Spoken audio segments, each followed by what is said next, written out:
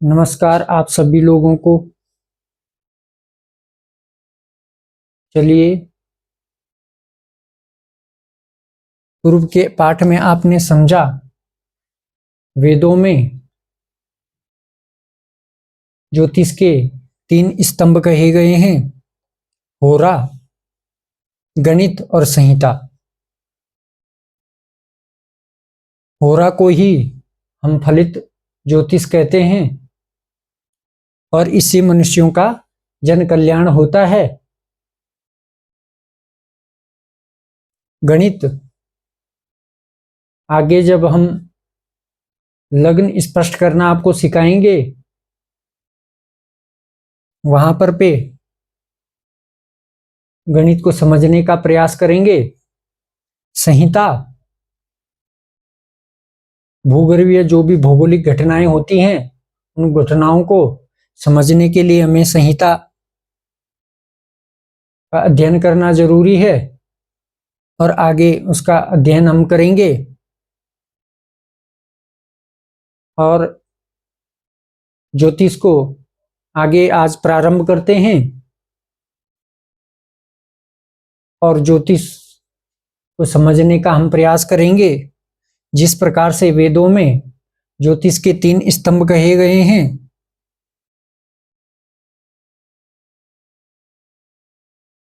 तो इन 3 स्तंभों में हम आगे होरा का अध्ययन करने जा रहे हैं, जिसको फलित ज्योतिष कहते हैं। और फलित ज्योतिष में 4 स्तंभ बताए गए हैं। पहले हम इन स्तंभों को समझने का प्रयास करते हैं।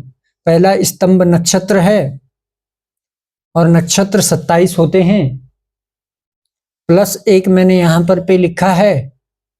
टोटल 28 नक्षत्र होते हैं और यह जो 28वां नक्षत्र है, इसकी चर्चा मुहूर्तों में अधिक की गई है। और यह जो 27 नक्षत्र हैं, दशा और अंतरदशा में इन्हीं का प्रयोग होगा। दूसरा स्तंभ राशि 12 होती हैं, ग्रह 7 होते हैं। मुख्यतः +2 मैंने यहां पर लिखा है। यह जो 2 ग्रह हैं, इसको राहु और केतु कहते हैं। राहु और केतु को भौतिक शरीर प्राप्त नहीं है और इसको छाया ग्रह भी कहते हैं। भाव 12 होते हैं। इस प्रकार से हमने संख्या के रूप में जान लिया। आगे अपने ज्ञान को बढ़ाते हैं और पहले स्तंभ की थोड़ा सा चर्चा करते हैं। नक्षत्र किसे कहते हैं?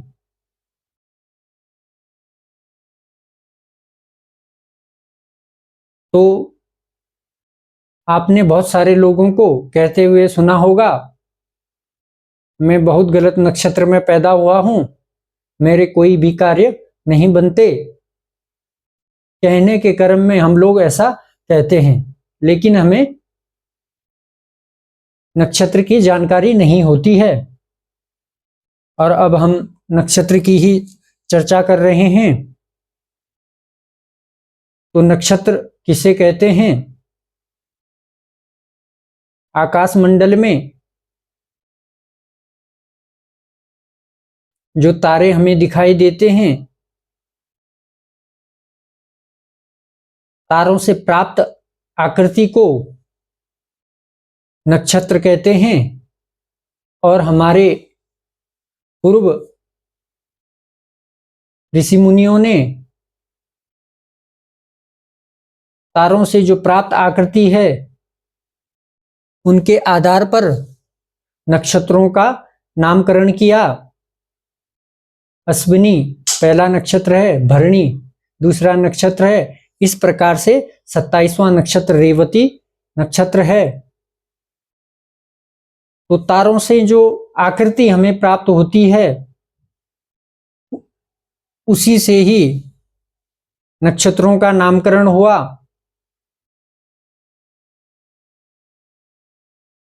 यह आपने और हमने समझा।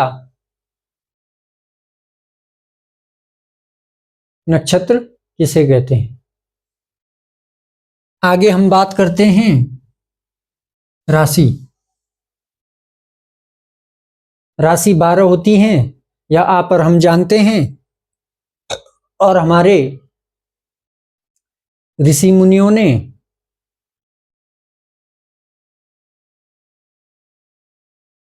इसको राशि चक्र भी कहा है।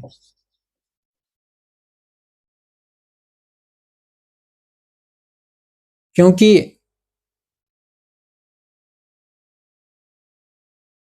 थोड़ा जानकारी मैं आपको देना चाहता हूं।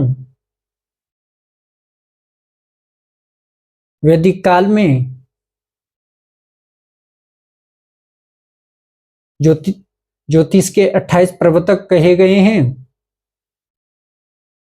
सूर्य, पितामह, भृगु इत्यादि 18 प्रवर्तक हुए हैं। और वैदिक काल में नक्षत्रों की ही चर्चा की गई थी। आगे जब आधुनिकीकरण हुआ तो हमारे ऋषि मुनियों ने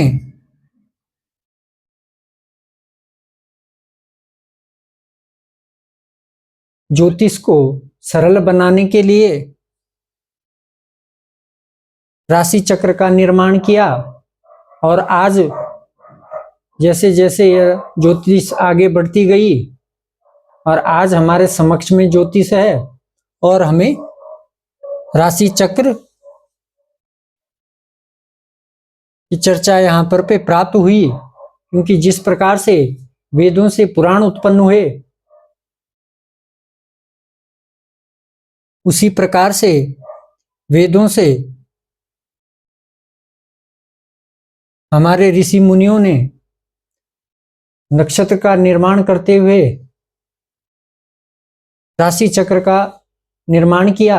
इससे हमें ज्योतिष को समझने में आसानी होती है। नक्षत्र को जानना भी उतना ही जरूरी है। यदि हम थोड़ा बहुत प्रयास कर लें, थोड़ा स्मरण कर लें, तो कुछ दिन में हमें यह 27 के 27 नक्षत्र याद हो जाएंगे और हमें ज्योतिष सीखने में कोई परेशानी नहीं होगी। ज्यादा कंफ्यूजन नहीं होना है।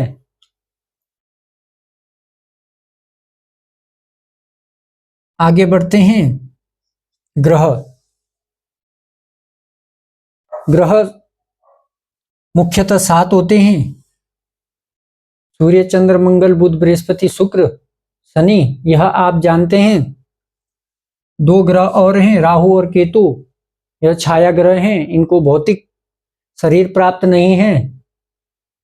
नासा के विद्वानों ने राहु और केतु को इमेजिनरी पॉइंट कहा है, क्योंकि यदि वह राहु और केतु को स्वीकार नहीं करते तो सूर्य और चंद्र ग्रहण का अनुमान वह कभी नहीं लगा पाते। तो उन्होंने भी राहु और केतु को इमेजिनरी पॉइंट के रूप में माना है। आगे भाव 12 होते हैं, आप समझ ही गए हैं। और भाव को यदि हम उदाहरण के तौर में समझें तो यदि कोई आपसे प्रश्न करे फ्रिज कहाँ पर रहता है, तो फ्रिज किचन में ही रहता है, बेडरूम में ही रहता है, बच्चे स्टडी रूम में ही करते हैं। तो कहीं ना कहीं हर वस्तु को रखने के लिए एक निर्धारित स्थान होता है। इसी प्रकार से ज्योतिष में इन 12 भावों में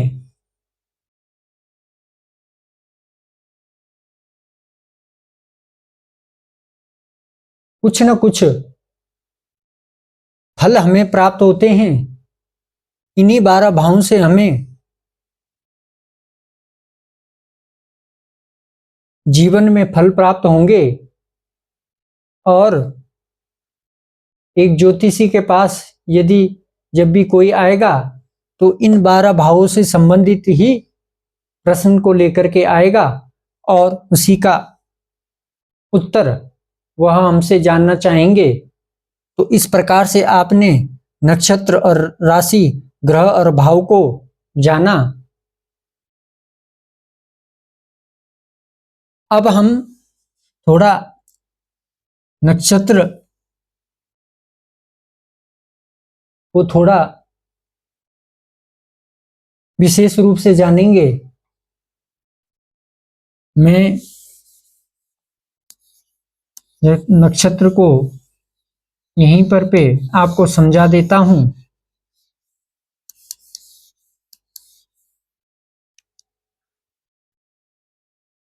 एक विशेष जानकारी देना चाहूंगा। हमारे ऋषि मुनियों ने यह जो संपूर्ण ब्रह्मांड है, जो अनंत तक फैला हुआ है, उसका अंशात्मक विस्तार किया है। और यदि हम कहें कि क्या इस संपूर्ण ब्रह्मांड को जो अनंत तक फैला हुआ है, क्या इसको किलोमीटर में हम माप सकते हैं? तो हम इसको किलोमीटर में नहीं माप सकते। हमारे ऋषि मुनियों ने इसको अंशात्मक विस्तार के रूप में माना और इसका माप किया। और इसका माप जो दंड है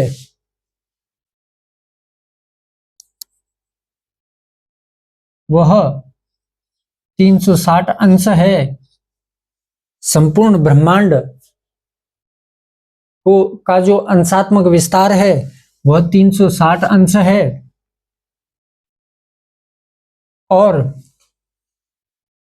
मैं थोड़ा सा छोटी सी जानकारी आपको देना चाहता हूं।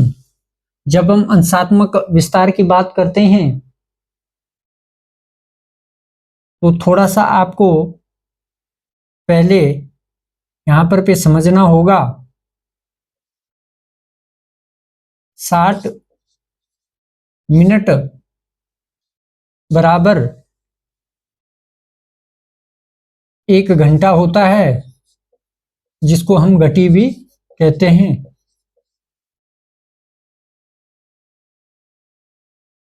1 मिनट बराबर 60 सेकंड।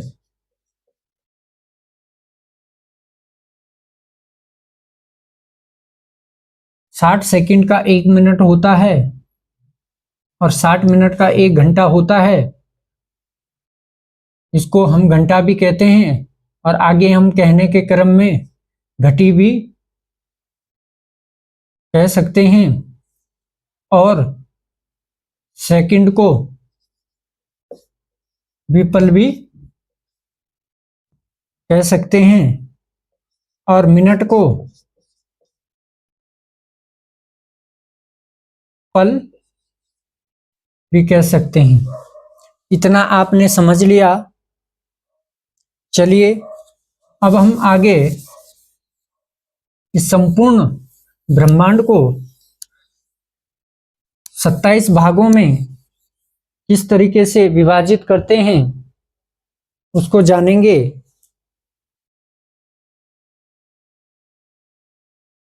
तो यदि 360 अंश को हम 27 भागों में विभाजित करेंगे, तो हम यदि 27 से विभाजित करें 360 को तो एक बारी में जाएगा। और यहाँ पर पे 27 एकम 27, यहाँ पर पे 0 और 9, और इस 0 को हम नीचे लेंगे तो यहाँ पर पे 90 हमें प्राप्त हुआ।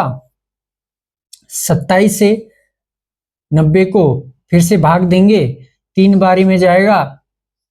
27 3 81 और रिमाइंडर में हमें यहाँ पर पे 9 प्राप्त हुआ। तो यहाँ पर पे 27 का 9 से हम भाग नहीं दे पाएंगे।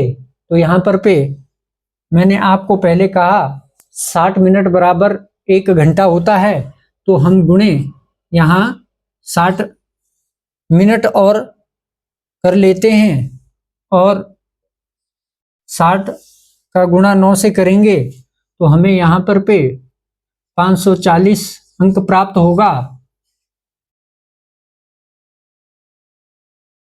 और यदि 540 को हम 27 से डिवाइड करेंगे तो यह 2 बार में जाएगा। 27 दूना 54, जीरो। इस जीरो को यदि हम इधर लाते हैं तो 27 से जीरो का भाग नहीं हो सकता, तो इस जीरो को हम यहाँ पर पे लाएंगे। तो जो हमें यह 13 प्राप्त हुआ, यह 13 डिग्री हम इसे कह सकते हैं, या 13 अंश भी हम कह सकते हैं। और यह जो 20 हमें यहाँ पर पे प्राप्त हुआ, यह 20 मिनट है। तो 13 अंश 20 मिनट या 13 डिग्री 20 मिनट हमें एक नक्षत्र का मान यहाँ पर पे प्राप्त हुआ।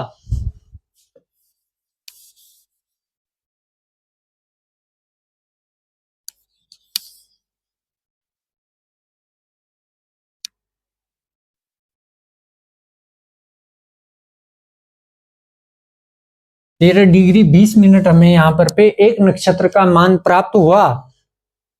तो नक्षत्र 27 होते हैं। तो यदि हम संपूर्ण ब्रह्मांड को 27 अलग अलग भागों में विभाजित करेंगे तो प्रत्येक नक्षत्र का मान 13 डिग्री 20 मिनट ही होगा। हमारे ऋषि मुनियों ने इस प्रकार से अंशात्मक विस्तार किया और प्रत्येक नक्षत्र का मान 13 डिग्री 20 मिनट बराबर भागों में इसको विभाजित किया। तो इस तरीके से नक्षत्रों का अंशात्मक विभाजन किया गया। उसी प्रकार से राशि चक्र का भी अंशात्मक विभाजन ही किया गया। और अभी पूर्व में जो हमने पढ़ा, थोड़ा सा उसको मैं रिवाइज कर देता हूं। नक्षत्र 27 होते हैं, राशि 12 होती हैं, ग्रह 9 होते हैं, भाव 12 होते हैं। तो इतना आपने और हमने जाना। आज के लिए इतना ही। आपका बहुत बहुत धन्यवाद।